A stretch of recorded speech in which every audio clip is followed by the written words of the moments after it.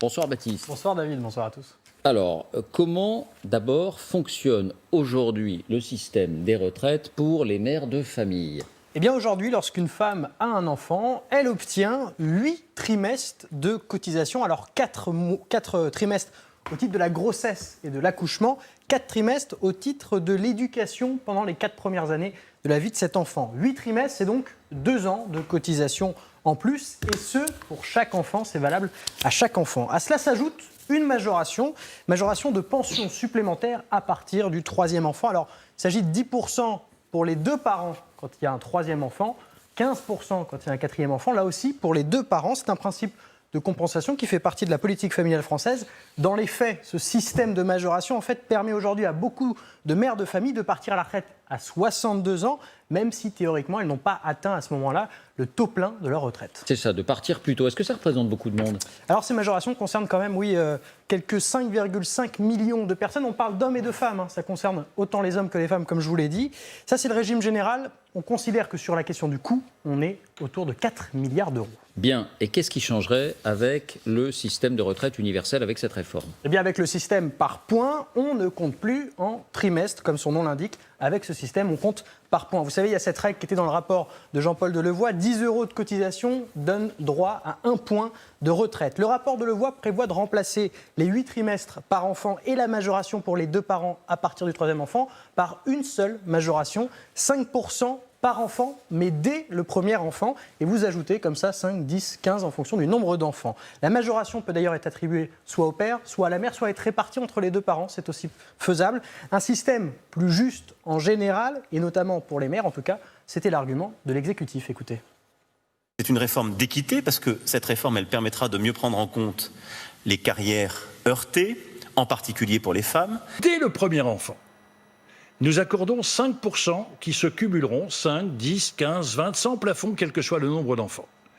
Et cette redistribution au profit d'une reconnaissance de l'enfant et de la famille nous paraît importante. Un système qui corrige les inégalités de pension entre les femmes et les hommes.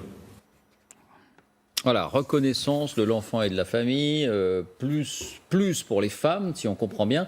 Donc ce ne serait pas la réalité si on en croit cette étude. Alors non, en tout cas, d'après l'Institut de protection sociale qui publie donc cette étude très détaillée. Et la conclusion de cette étude, les mères vont être parmi les grands perdants, les grandes perdantes de la réforme. Plusieurs simulations sont présentes dans l'étude. Par exemple, prenons une femme qui a travaillé 38 années en gagnant 1 250 € par mois. Cette femme, elle a eu un enfant.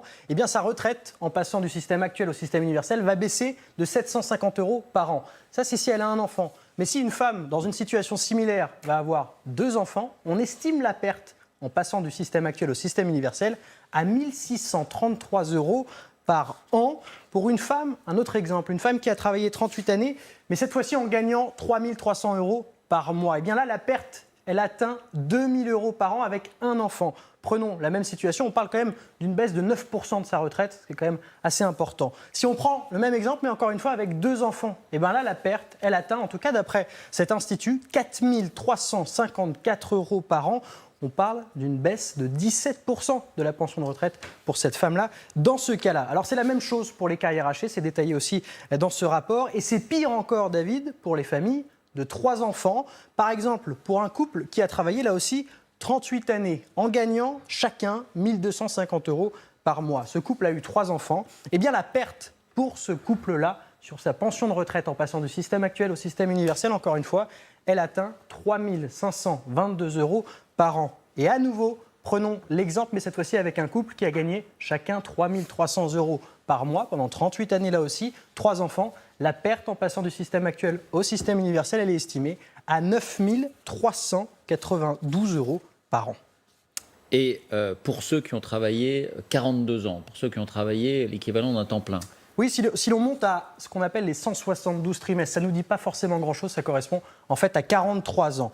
Dans le premier cas, regardez, 43 ans, salaire de 1 250 € par mois, perte de 5 684 € par an. Et à nouveau, prenons le même exemple, mais avec un couple qui a gagné un peu mieux sa vie, 3 300 € chacun par mois. Là, la perte, alors c'est colossal, ça dépasse les 15 000 €, 15 157 € par an. On parle d'une perte de 25%, un quart de la pension de retraite, passant encore une fois du système comme il est aujourd'hui au système universel. Bon, alors ces chiffres sont assez frappants. Est-ce que, Baptiste, dans aucun cas, l'Institut ne conclut à un gain avec le système par points? Alors heureusement si, il y a un cas, c'est celui des femmes qui ont eu une carrière courte. Là, le passage du système actuel au système universel va leur faire gagner en retraite. Mais regardez, ces gains, ils ne sont pas si importants que ça. On prend cet exemple d'une femme qui a travaillé 30 ans dans sa vie, un salaire de 1 250 € par mois. Le gain, 112 € supplémentaires par an en passant au système universel. Même chose si on prend une femme dans cette même situation, 30 années de travail, 1 250 € par mois. Par contre, 2 enfants, eh bien là, c'est plus 132 € par an. Et même chose, reprenons cet exemple de carrière courte, mais cette fois-ci avec une carrière un peu mieux rémunérée, à 3 300 € par mois, avec un enfant, plus 297 € par an en passant dans ce système universel, avec 2 enfants, plus 352 €. Les gains sont maigres par rapport aux pertes que j'ai pu vous citer. C'est ce qu'a conclu l'IPS et son président, écoutez-le. Ceux dont on dit qu'ils sont gagnants, en fait, ils ne sont pas si gagnants que ça. Si on veut que les Français s'approprient la réforme, il faut juste qu'ils sachent, entre guillemets, à quelle sauce ils seront mangés. Donc il faut faire des calculs, sinon tout ça donne un sentiment de flou assez large. Quand on fait les calculs chiffrés, on se rend compte qu'on n'est pas si clair que la mariée qu'on nous présente.